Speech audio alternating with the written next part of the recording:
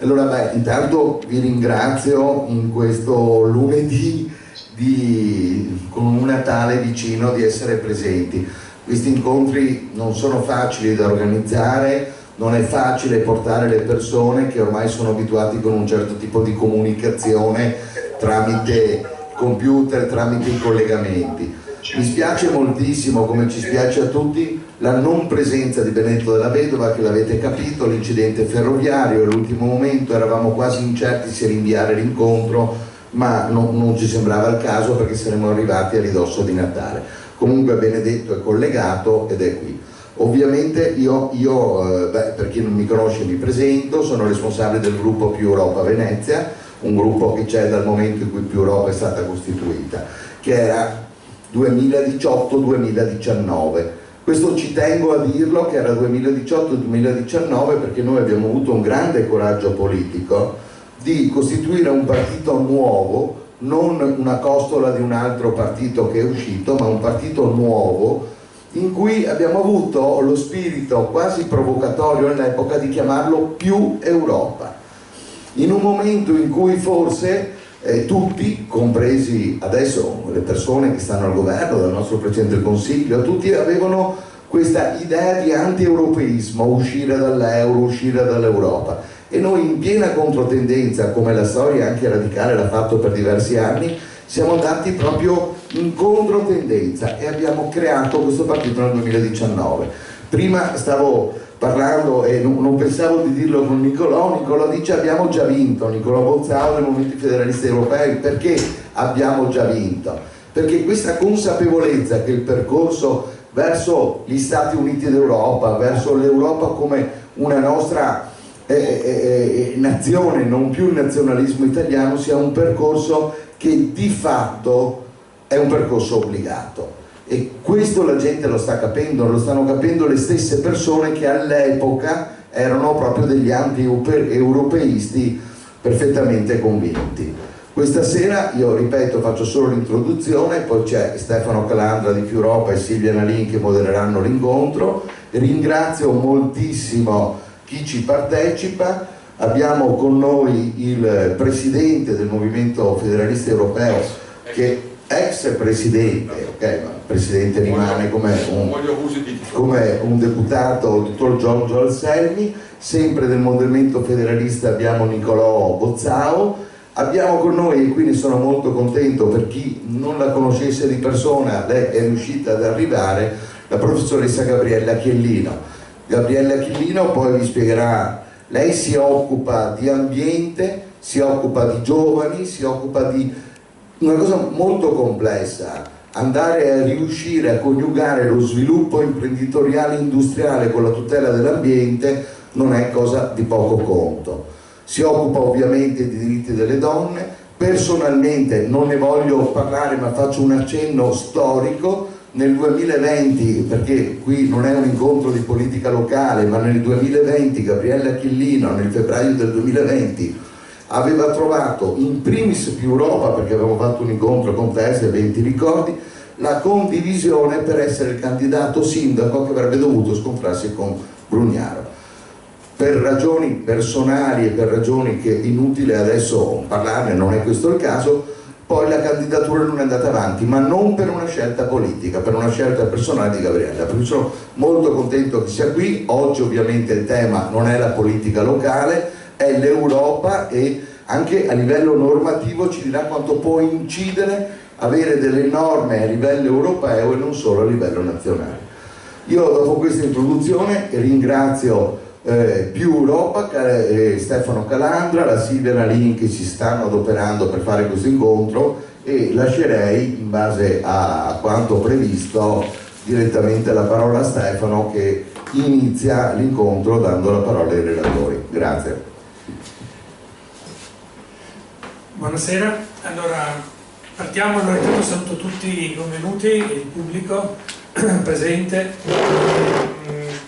Prima di lasciare la parola ai nostri ospiti, faccio una breve introduzione al convegno per inquadrarlo dal punto di vista sia storico che politico. Io sono Stefano Calandra, sono iscritto a Più Europa a Venezia, sono un attivista del partito. mi piacciono i temi diciamo, europei, e ho cercato di organizzare quindi questa convention, questo convegno per trattare la riforma dei trattati europei, quello che adesso è in corso, che è una partita iniziata da pochi giorni.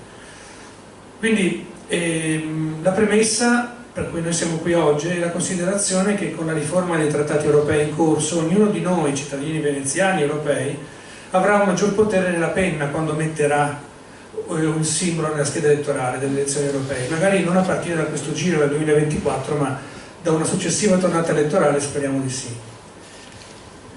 Dal punto di vista, scusate che metto le nostre slide.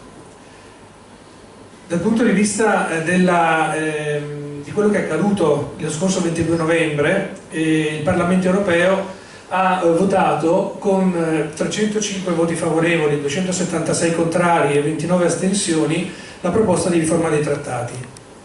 Questa proposta è stata avanzata in sede di Commissione Affari Costituzionali, ecco, dico queste cose perché ognuno possa prendere poi un po' confidenza con i termini. E questa commissione è chiamata AFCO, è l'acronimo, che prevede tra le altre cose un aumento significativo, questa riforma, del numero di decisioni prese dal Consiglio dell'Unione Europea a maggioranza qualificata invece che all'unanimità, il famoso veto, no? Che è stato sempre ultimamente un problema di cui parleremo oggi. E una revisione della composizione del modo in cui viene eletta la Commissione e un pieno diritto di iniziativa legislativa per il Parlamento. Quindi il Parlamento oggi non è legiferatore esclusivo ma è concorrente, si vorrebbe renderlo come per esempio in Italia, a parte i decreti legge, ma insomma come Camera legislativa. Ci sono poi molte altre cose incluse in questa riforma, come anche il meccanismo referendario europeo e ovviamente l'obiettivo che è quello di arrivare alla creazione di una nuova Costituzione federale. Dicevo prima del voto, vedete qua 305 voti favorevoli, 276 contrari, 29 astensioni il 22 novembre presso il Parlamento europeo, che ha approvato con queste maggioranze la proposta di riforma avanzata dalla Commissione Costituzionale. Notate subito i numeri, 29 più 276 fa 305. Quindi se quelli astenuti fossero diventati contrari, la proposta di revisione dei trattati non sarebbe passata, almeno in quella votazione. Ora questa proposta dovrà essere discussa dai governi in sede di Consiglio europeo. Hanno votato contro questa proposta tutti i partiti sovranisti, compresi Fratelli d'Italia e la Lega per quanto ci riguarda. Contro, quindi vuol dire che non vogliono una riforma, che gli va bene il veto, ok? E questo è un problema interlocutorio di cui parleremo ovviamente con i nostri interlocutori, in particolare con Della Vedova. Quindi però la maggioranza italiana di governo si è trovata comunque divisa, perché Forza Italia invece ha votato a favore della riforma, a differenza appunto di Lega, dei compagni di maggioranza Lega e Fratelli d'Italia. Ecco, questo breve cappello era per capire insomma che siamo arrivati alla conclusione di un iter preparatorio con il voto in Parlamento. Adesso dove andrà il prossimo, quali sono i prossimi step lo vedremo in un video a breve, che adesso vi farò vedere. Questi sono i padri costituenti, quelli che vedete qui. Ecco, abbiamo qui presenti in differita in virtuale Benedetto Della Vedova, abbiamo qui presenti gli esponenti del Movimento Federale Europeo, che è uno dei movimenti cardine sin dall'epoca di Ventotene, quando Altiero Spinelli fondò nel 1943 a Milano il Movimento Federalista, insieme a illustri personaggi per cui mi piace ricordare Ursula Hirschmann, non per altro ma perché si è laureata in letteratura tedesca qui a Venezia, quindi l'abbiamo un po' vicina. E Vittorio Foà, sindacalista, giornalista, storico, statista italiano. Ecco, Altiero Spinelli è questo qui da vecchio, questo qui da giovane. Foà è questo signore qui, la Ursula Hirschmann è questa signora qua. Prima di dare la parola ai nostri ospiti vorrei quindi introdurre dal punto di vista dello stato dell'attuale della normativa attraverso il video fatto a Giulia Rossolillo, che è professore ordinario di diritto dell'Unione Europea dell'Università di Pavia, nonché membro direzionale del Movimento Federalista Europeo. E poi con Benedetto Della Vedova parleremo dei difficili equilibri politici che questa riforma incontrerà. Buongiorno Sono Giulio Rossolillo, professore ordinario di diritto dell'Unione Europea dell'Università di Pavia e anche membro della Sezione Nazionale del Movimento Federalista Europeo. Buongiorno. Buongiorno a lei. C'è un grande progetto in cantiere per la riforma dei trattati europei vigenti. La Commissione Affari Costituzionali AFCO del Parlamento Europeo ha recentemente deliberato un documento di proposta di riforma dei trattati dell'Unione Europea che verrà votato il futuro 22 novembre dal Parlamento Europeo. Il rapporto AFCO contiene anche le nuove procedure che dovranno essere adottate dalle istituzioni europee per passare dall'unanimità alle maggioranze. A questo proposito le pongo 3 domande. La prima è se può dirci brevemente quali saranno i prossimi passaggi istituzionali del documento AFCO a seguito del voto in Parlamento. Allora, questo progetto della Commissione Affari Costituzionali è un progetto che cerca di tradurre in pratica le indicazioni che sono emerse dalla conferenza sul futuro dell'Europa, quindi dai cittadini che hanno manifestato un'esigenza molto forte di riforma dell'Unione Europea. È un tentativo che il Parlamento Europeo aveva già fatto l'anno scorso con una risoluzione abbastanza generale per cercare di innescare la procedura di riforma. È stata considerata troppo generica e quindi la Commissione Affari Costituzionali ha elaborato questo progetto, che è un progetto molto corposo e molto puntuale. Il progetto è stato approvato in Commissione pochi giorni fa e, come ha detto lei, dovrà essere votato poi in plenaria. Se passerà in plenaria passerà al Consiglio dell'Unione Europea, che lo trasmetterà al Consiglio Europeo. Il Consiglio Europeo a maggioranza semplice, quindi è una maggioranza particolarmente diciamo facile da raggiungere perché bastano 14 Stati membri. Se raggiungerà questa maggioranza potrà decidere di convocare una convenzione per aprire formalmente la procedura di riforma dei trattati. Secondo l'articolo 48 del Trattato sull'Unione Europea, questa convenzione poi dovrebbe sfociare in una conferenza intergovernativa e poi il progetto dovrebbe essere ratificato da tutti gli Stati membri. In realtà la cosa importante è che questa convenzione si apra, perché la convenzione, con alla base questo progetto del Parlamento Europeo, è veramente l'occasione per affrontare il problema della riforma profonda dell'Unione Europea. Poi non è detto che in convenzione non ci sia una sorta di rottura, quindi si arrivi magari a una soluzione diversa da quella della ratifica di tutti gli Stati membri. L'importante però è che si apra questo processo, perché il rischio è invece che il Consiglio Europeo sia sordo di fronte a queste richieste del Parlamento e non avvii la procedura di riforma dei trattati. E la seconda domanda, questa in base alla nuova impostazione portata dal rapporto AFCO, può dirci quali sono i principali contenuti della proposta, cioè quale sarà il nuovo ruolo delle varie istituzioni europee e in particolare del Parlamento? Allora, è una riforma veramente complessiva, quindi diciamo un punto molto importante è l'abolizione dell'unanimità, cioè in nessun settore è più prevista una decisione unanime da parte del Consiglio Europeo. Anche in materia di politica estera e di sicurezza, che sono ancora settori molto intergovernativi, si prevede la votazione a maggioranza. Ma soprattutto il Parlamento Europeo viene coinvolto in tutte le decisioni, quindi non è solo una questione di maggioranza unanimità, ma è una questione anche di democratizzazione della struttura dell'Unione. Quindi il Parlamento Europeo sarebbe colegislatore in praticamente tutte le materie e soprattutto avrebbe il potere di determinare insieme al Consiglio le risorse dell'Unione Europea, che è uno dei limiti più forti che ha oggi l'Unione Europea. Oggi le risorse dell'Unione sono decise dagli Stati membri all'unanimità e sono versate in gran parte dagli Stati membri. Nel progetto invece si prevede che siano decise dal Consiglio e dal Parlamento Europeo secondo una procedura di codecisione, quindi decidendo a maggioranza e tagliando fuori invece gli Stati membri che non dovrebbero più ratificare questa decisione. Poi aumenta anche il ruolo della Corte di Giustizia, che acquisisce dei nuovi poteri soprattutto per quanto riguarda il rispetto dello Stato di diritto, che è un problema che si è posto in modo molto forte con alcuni Stati membri, in particolare con l'Ungheria e la Polonia in questi ultimi anni. Il ruolo del Consiglio Europeo viene molto ridotto e soprattutto la Commissione Europea diventa una sorta di governo dell'Unione Europea, nel senso che il numero dei commissari si riduce, diventano 15, i commissari sarebbero scelti dal Presidente della Commissione, che viene chiamato Presidente dell'Unione Europea, quindi anche dal punto di vista della terminologia ci sono dei cambi, perché la Commissione verrebbe chiamata esecutivo, il Presidente della Commissione viene chiamato Presidente dell'Unione Europea e sarebbe anche un membro del Consiglio Europeo, quindi c'è un'unificazione di queste due figure, Presidente del Consiglio Europeo e Presidente della Commissione.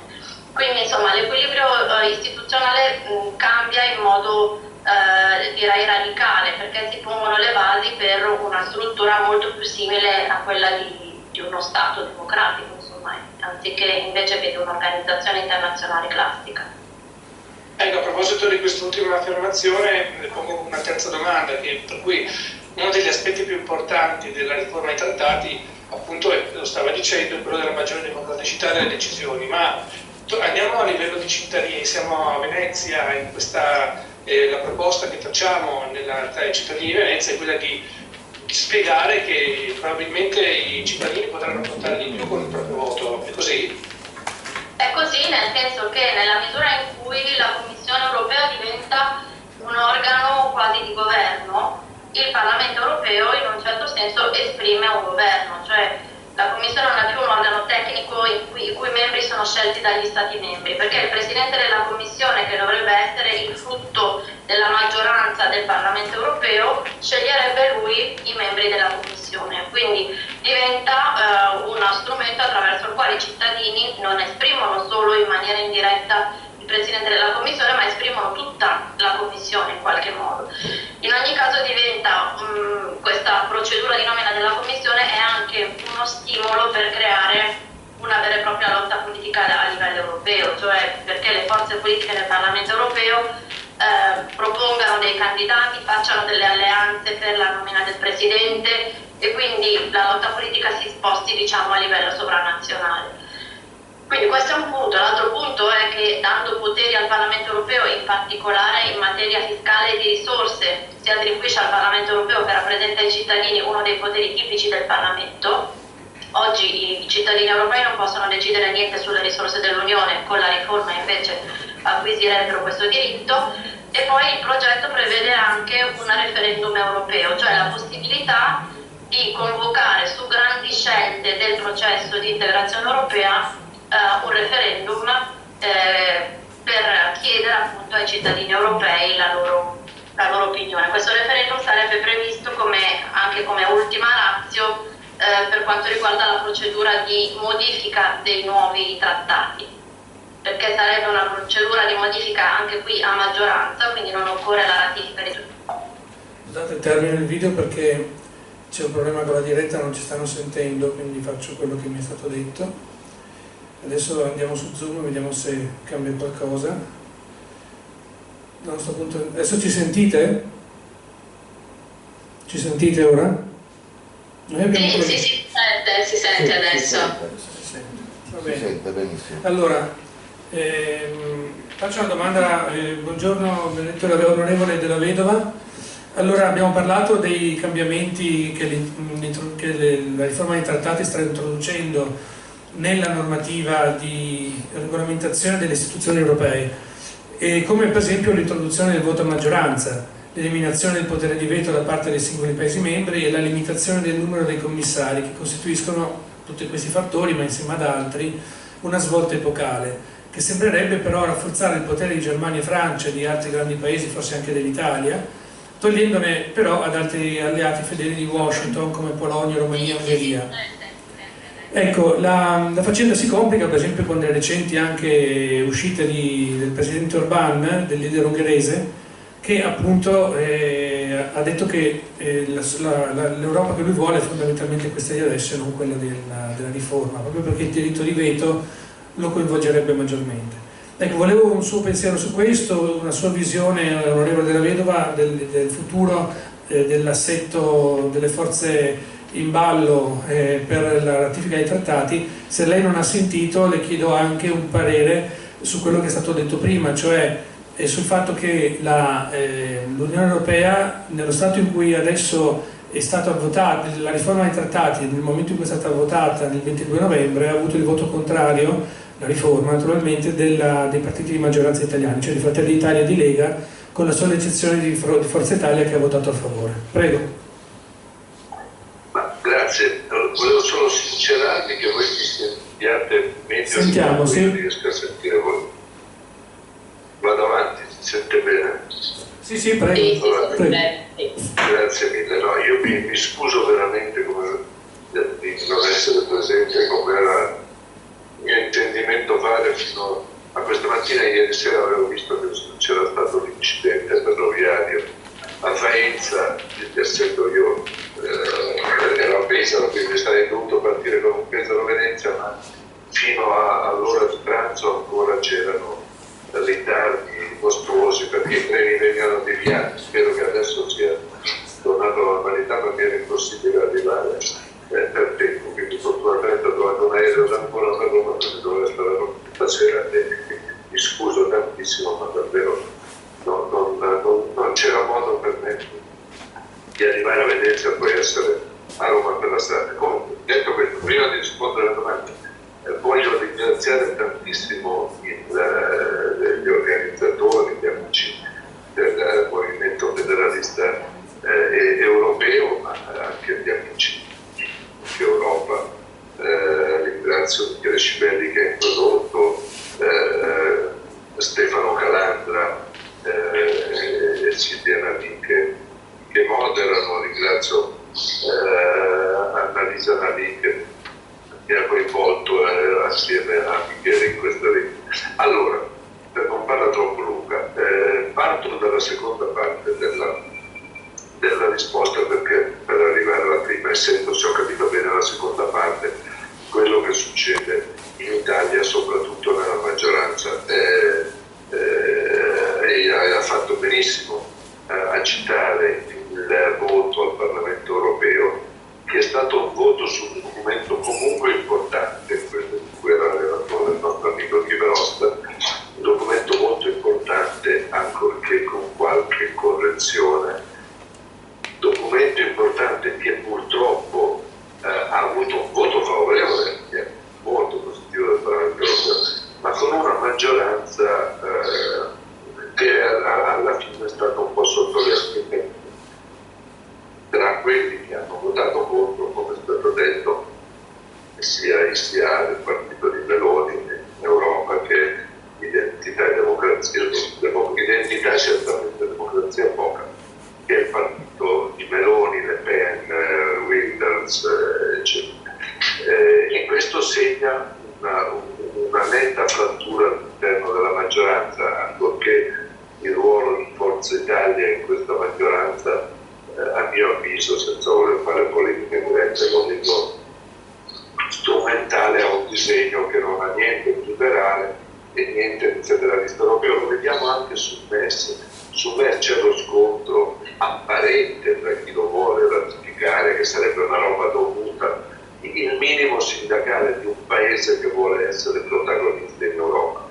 E Salvini, che assolutamente lo vede come un po' negli occhi, e Meloni che vorrebbe troncare, insomma, chi era padre provinciale, il maestro dei Promessi Sposi, che ha insegnato tanto ai democristiani anche nella vostra regione, troncare, soppire, ma non può, perché lì dentro c'è lo scontro sull'Unione Europea, questa questione che ormai sta diventando misera del MES. Ed è una questione che Meloni non sa risolvere perché non vuole risolvere, perché lei è prigioniera della propaganda anti-europea e anti-euro che ha caratterizzato la sua crescita politica, e quindi non vuole lasciare la sua Costituzione. Quindi per fortuna abbiamo la realtà che ancora comunque ha una prospettiva europea che l'Italia di Meloni però subisce, anziché essere protagonista come è stata l'Italia di Draghi.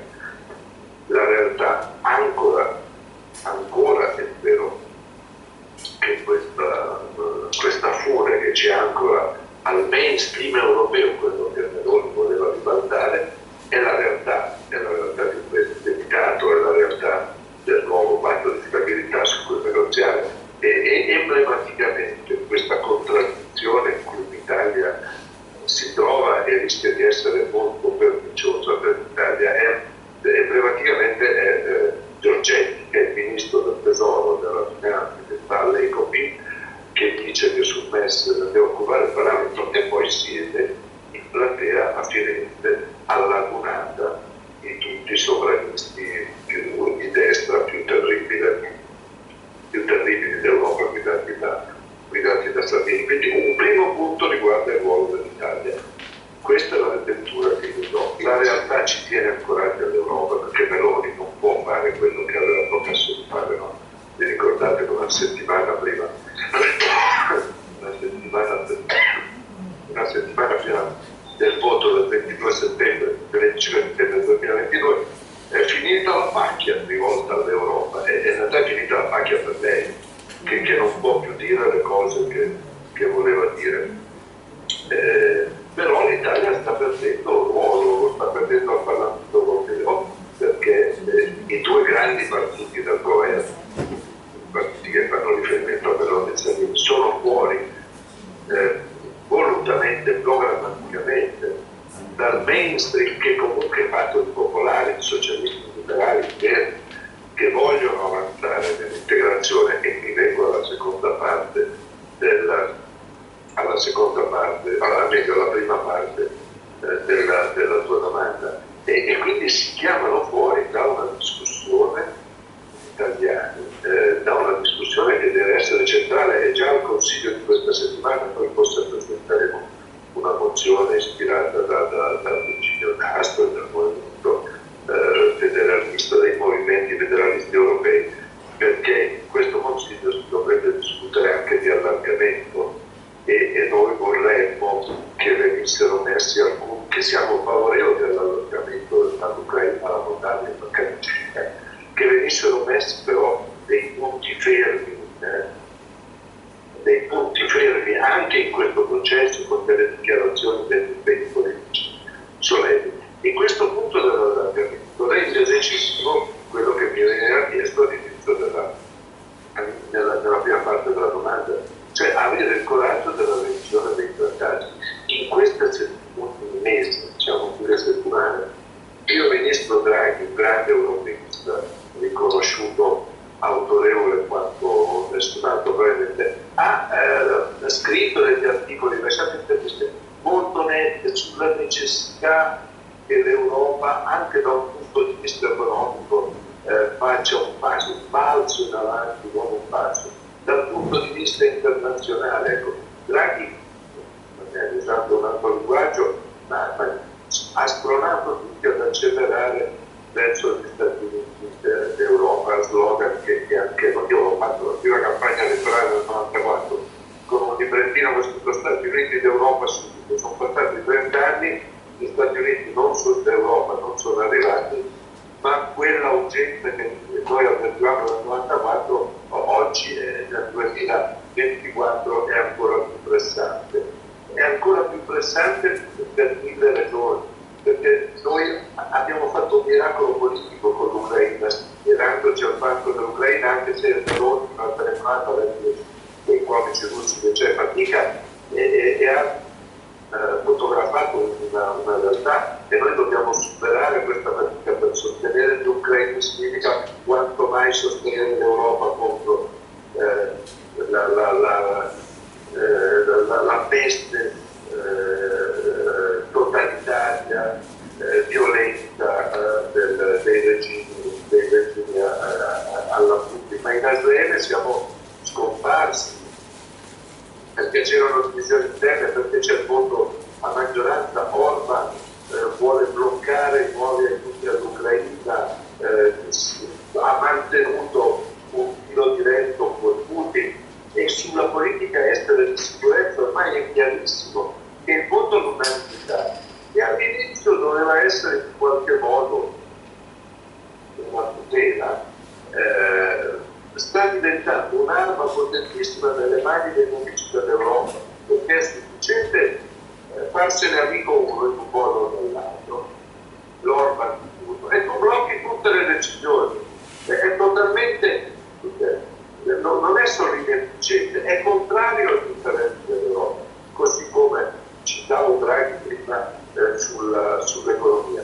Quindi la sfida in tempi difficilissimi deve essere quella di trasformare l'Europa in uno Stato assolutamente federale d'Europa, democratico, basato sui principi dello Stato di diritto, delle libertà individuali, dei diritti civili, delle libertà economiche, del mercato aperto e regolato, proprio per garantire una competizione con i modelli di potenza che avanzano, quello cinese e quello americano. Se per caso non andranno di vengono Trump, che ha detto che vuole tagliare con la NATO, l'aveva già detto, no? In qualche modo 4 anni fa, e l'Europa si troverà anche scopertissima in termini di sicurezza, perché abbiamo 27 esercitini, spendiamo un sacco di soldi, ma non abbiamo un output in termini di deterrenza, di dare forza, molto Kissinger, centenario, che spiegava con il suo cinismo, non voglio fare la politica, che spiegò che è evidente che la forza degli eserciti come deterrenza è essenziale per avere un ruolo sulla politica internazionale. E questo avviene, questo scenario avviene in tempi complicatissimi, Trump da una parte, che può vincere, la Cina sempre più attiva sul piano internazionale. È un rischio essenziale per le democrazie, e la scelta di rafforzare la democrazia europea aprendo una stagione costituente che coinvolga il Parlamento europeo, che coinvolga i Parlamenti nazionali, è una necessità. Non esiste l'alternativa sovranistica a un'Unione Europea più forte. I sovranisti si trovano insieme quando devono conquistare il potere. Una volta conquistato, come è sempre accaduto anche nel secolo scorso, i sovranisti per definizione lotteranno tra di loro per imporre la propria sovranità, per l'autarchia, per la fine del libero commercio, eccetera. Ma chiudo con un punto quindi politico. In questo contesto, che io reputo sia un contesto critico, prima giustamente è stato detto, adesso tutti dicono che nessuno vuole chiudere l'Europa. Io partito nel 2017 con una roba che si chiamava Forza Europa, che poi è concluita, è diventata l'esperienza di Europa. A noi questo tutto era chiaro. In un momento in cui sembrava una bestemmia, perché c'era appena stata la Brexit, eppure nonostante l'esperienza della Brexit, Wilders ha vinto Olanda dicendo che vuole uscire, vuole portare l'Olanda fuori dall'Unione Europea, non lo farà esattamente come lei in Argentina, tradisce la motosega ma non farà quello, esattamente come Meloni che ha fatto campagna per uscire dall'euro, non uscirà dall'euro. Ma queste sono zavorre, noi invece abbiamo una spinta propositiva, e da questo punto di vista, dico davvero, noi abbiamo una grande responsabilità, e più Europa ha una grande responsabilità, perché gli equilibri del prossimo Parlamento europeo potrebbero giocarsi per poche unità, e noi che apparteniamo all'Euro come famiglia, noi siamo un partito dell'Alde da sempre, altri sono arrivati, Azione è stata dell'Alde, Italia Viva attraverso il Partito Democratico Europeo si riconosce nel gruppo di Renew, che è il gruppo dove ci stanno tutti i liberali più macroniani. Noi abbiamo una grande responsabilità in Italia, perché abbiamo un potenziale di voto di 2 milioni e mezzo di cittadini, perché l'Italia è un grande paese. Quest'area potrebbe scrivere 8-9 deputati europei in un gruppo fieramente europeista, quello di Renew, che potrebbe fare la differenza. Ecco, non voglio buttare in politica perché il convegno è sulla riforma, sulla necessità della riforma dei trattati, che io sottoscrivo totalmente. Ho partecipato alla conferenza sul futuro dell'Europa per il partire in carica col governo Draghi, l'abbiamo sentito dire e chiedere anche ai cittadini europei, ma queste forze hanno una responsabilità di non sprecare questo potenziale elettorale giocando i venti reciproci, uno ha fatto questo, uno ha fatto quest'altro, sulla politica italiana. Proviamo a prendere queste elezioni europee dall'Europa, dalla necessità di portare il massimo di deputati europeisti per poter spingere per una stagione costituente. Certo, se anche quelli dell'area liberale democratica europea dovessero invece far prevalere logiche tutti interni alla politica italiana,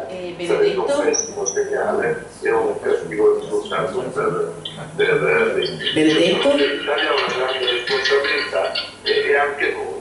Ti ringrazio Benedetto. Ciao, ciao, sono la Silvia. Ciao, mi senti? Sì, sì, sì. Bene. Senti, io ho una domanda molto breve e vorrei un tuo pensiero. Allora, osservo che i partiti sovranisti e i paesi dove questi partiti governano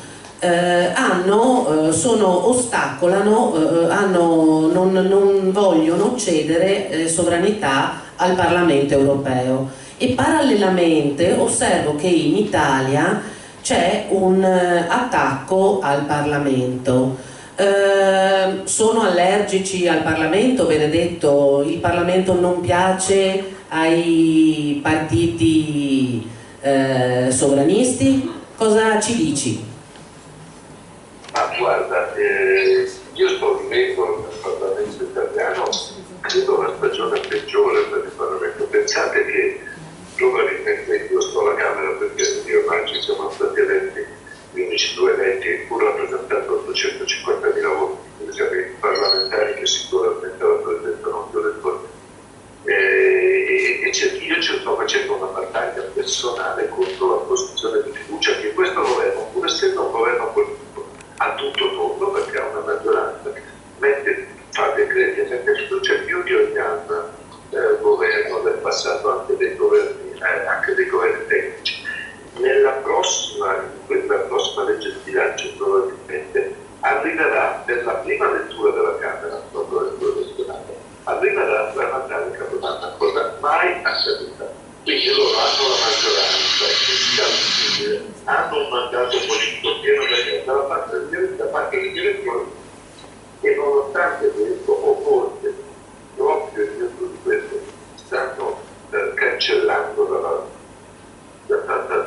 ruolo istituzionale del Parlamento, perché questo è un disegno ed è il disegno, a mio avviso, che i sovranisti hanno anche rispetto al Parlamento europeo, ed è per questo che noi dobbiamo insistere e spingere nella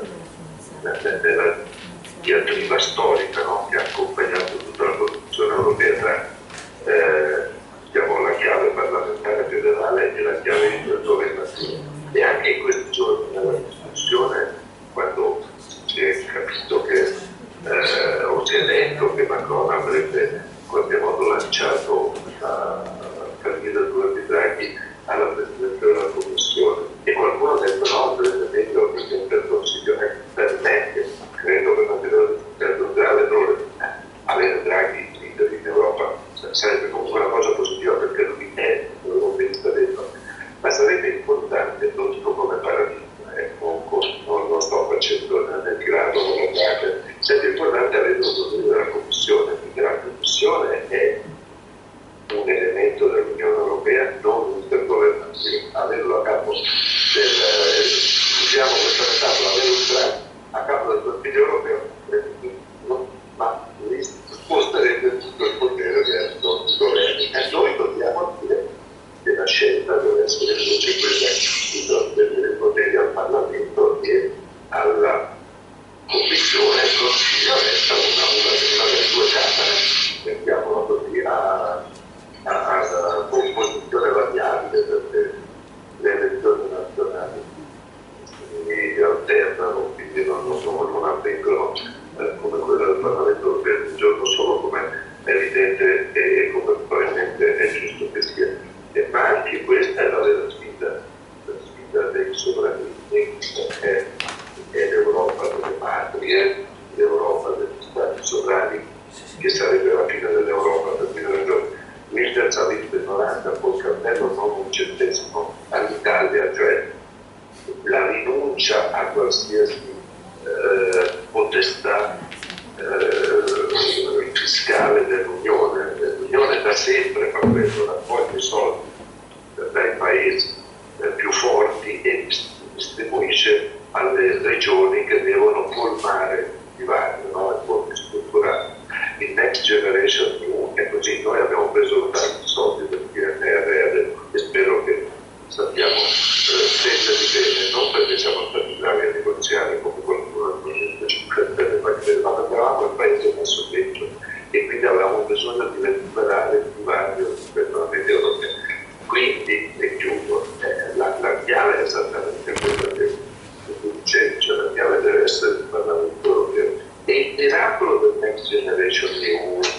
il miracolo della capacità che abbiamo avuto sembra un secolo fa nell'approvvigionamento di vaccini gestito a livello europeo per evitare che i paesi più ricchi avessero più facilità a procurarsi vaccini dei paesi più in difficoltà. Anche quello è stato un miracolo. Il miracolo politico del sostegno all'Ucraina hanno avuto come spinta e come punto centrale il Parlamento europeo era Benedetto, sì. Io non sono politico, ma proprio rispetto a quello che accadrà nei prossimi mesi e dopo le elezioni europee, proprio perché non sono ottimista, penso che noi dobbiamo lottare con il doppio di energia, perché la nostra condizione che serve all'Europa è oggi un dato quasi scientifico e dobbiamo colmare il divario tra scienza e coscienza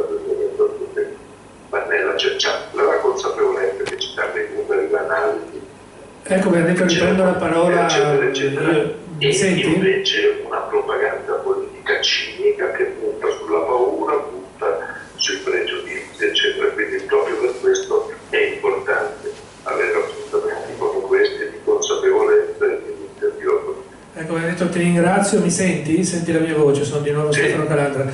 Ecco, ti ringrazio anche la Silvia, poi torneremo da te più tardi, se riuscirai a essere collegato ancora tra un pochino di minuti. Adesso io vorrei parlare un momento dal punto di vista un po' più storico con i nostri interlocutori, in particolare comincio subito dal rappresentante dell'ex presidente uscente del Movimento Federalista Europeo, Giorgio Anselmi, al quale chiedo in particolare questo aspetto. Una domanda parte dalla storia, come avevo detto prima all'inizio del convegno. Diciamo, Altiero Spinelli era un soggetto un po' particolare, è riuscito a litigare sia col fascismo che col Partito Comunista, è stato ovviamente il fondatore del manifesto di Ventotene e fu confinato 2 volte, una volta a Ponza, una volta a Ventotene, e con la caduta del fascismo Spinelli maturò la convinzione che non un partito ma un movimento trasversale ai partiti politici avrebbe potuto creare una riforma dell'Europa. Trasversalità che lei, Giorgio Anselmi, continua a perseguire dopo oltre 40 anni di militanza in questo movimento federalista europeo, di cui è stato anche presidente. Tra le sue attività c'è quella di andare a parlare, insomma quello che ho capito io, conoscendola, quel poco che ci siamo visti e conosciuti, di andare a parlare con tutti i partiti di minoranza e di maggioranza per portare avanti le istanze federaliste. Ecco, ci parli della sua esperienza nel movimento, di questa avventura nella riforma dei trattati. 5 minuti? 10. Non voglio. Io sono abituato a ritmi europei, quindi insomma, sapere prima quanto posso parlare. Ora, il primo elemento è che Spinelli nel 1941, quando scrive il manifesto Ventotene insieme con Ernesto Rossi, non pensa a un movimento ma pensa a un partito, e lo chiama il Partito Rivoluzionario, e dice poi nelle sue memorie che questo era un risultato del suo rozzo-lieninismo. Pensa a un partito che in un momento di crisi degli stati nazionali che era stato generato dalle Panzerdivisione naturalmente di Hitler non sarebbero risolti e quindi ci sarebbe stato spazio per un colpo di mano, fa nascere la Federazione Europea, modello Filadelfia, un poco arco di tempo. Nel 1943, nella notte tra il 27 e il 28 agosto, nella casa di Mario Bertolo lì a Milano, via Poerio, decide invece di fondare un movimento, appena 2 anni dopo. E decide di fondare un movimento che si rende conto che il partito non era uno strumento adeguato per fare una battaglia di questo tipo. Faccio un esempio: nel momento in cui Giorgio Anselmi e Nicolò Bozzao domani mattina fondano il Partito Federalista Europeo e si presentano in lista alle elezioni europee o locali, diventiamo avversari con più Europa, o no? Inevitabilmente. Perché? Pescheremo nello medesimo bacino politico, probabilmente sarebbero voti, diventa naturale.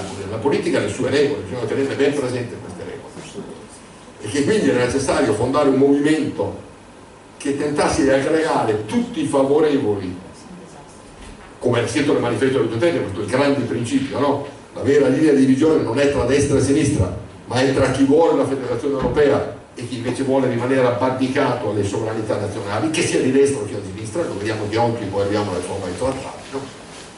E questa è stata una scelta che il movimento ha perseguito sempre da allora, pur con piccole minoranze che di tanto in tanto hanno richiamato l'esigenza di trasformarsi in partito, e con casi drammatici, il caso francese. Qui questa scelta è stata fatta in più occasioni, presentandosi addirittura alla presidenza, presentando dei candidati alla presidenza della Repubblica. L'effetto nefasto è stato quello che è quasi scomparso dalla scena in Francia del movimento federalista europeo da questo punto di vista. Secondo aspetto, questo è stato premiante dal punto di vista dei fatti, perché le battaglie che noi abbiamo fatto, tre grandi battaglie, si possono così riassumere. La battaglia per l'elezione diretta al Parlamento europeo, che si è conclusa appunto nel 79, la battaglia per la moneta europea e la battaglia per la costituzionalizzazione dell'attuale Unione Europea, che è una battaglia in corso, che appunto era stata i passaggi dopo Maastricht in poi, con Lisbona finora, ripresa adesso col voto del 22, ha dimostrato che la scelta fatta di essere movimento per tentare di aggregare tutti i favorevoli al rafforzamento dell'Europa in una prospettiva federale ha permesso di fare questi grandi passi avanti, no? Certamente senza arrivare all'obiettivo appunto finale, no? Questa esperienza la compiamo ovunque e vediamo che sia successo, perché se lei va a vedere il voto, lei ha citato, sì, giustamente, ci sono appunto dei partiti che hanno votato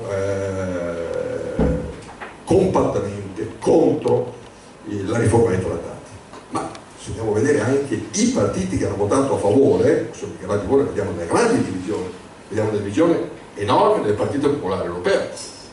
Per esempio i polacchi di Donald Tusk, che ha vinto le elezioni e che è stato Presidente del Consiglio Europeo, hanno votato tutti contro e fanno parte del Partito Popolare Europeo. Due parlamentari europei di Forza Italia hanno votato contro, per citarvi appunto un caso, no? C'erano state spaccature fortissime della Gauche, per esempio, no? Lì quasi tutti hanno votato contro, state spaccature anche tra i socialisti e i democratici, del gruppo dei socialisti democratici, qualche spaccatura c'è stata persino tra i liberali, spaccature sono state tra i verdi, no?